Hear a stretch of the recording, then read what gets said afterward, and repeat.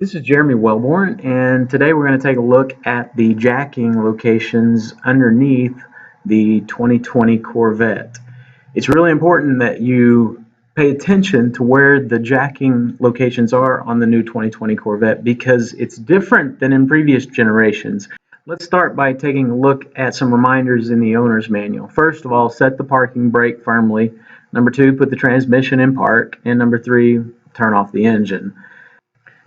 Another caution is to prevent damage to the vehicle, so be sure you place a block or a pad between the jack and the vehicle and lift only in the area shown in these illustrations. I'm going to show you in the illustrations, but I'm also going to show you underneath the actual car so you can see these places where you're going to be jacking your car or putting it on a lift.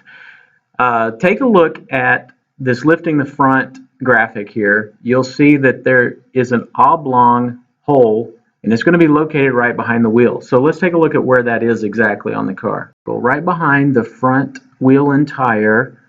We're going to look down here at the frame under the car, and you will find that oblong hole for your jacking puck.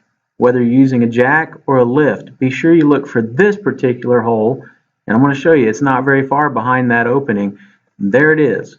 So you've got this indentation, small indentation. Now, on the previous generation Corvette, we're used to having it a little farther back, and also the same on the rear, a little farther forward. And we see these larger cutouts on this vehicle as these are shipping strap locations. These are not the jacking puck locations for the 2020 Corvette. The circle holes are not for the jacking locations.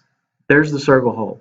Move back up and you'll see the hole for the jacking puck, which is an oblong hole.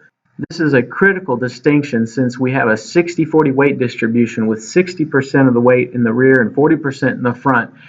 So let's take a look at the owner's manual again and see the location of the rear lift point in the frame.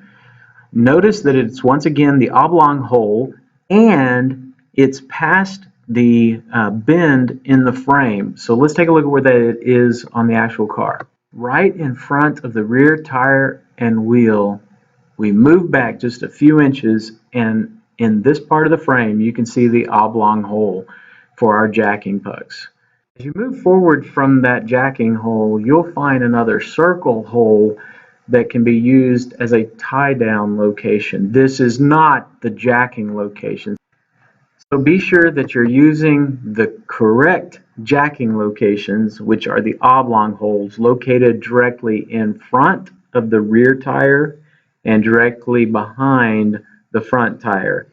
If you do that, you shouldn't have any problems. The load will be balanced correctly, particularly on a lift. When you are putting it on a two-post lift, if you will lift it from the correct lift points. Have a safe and fun time working on your 2020 Corvette.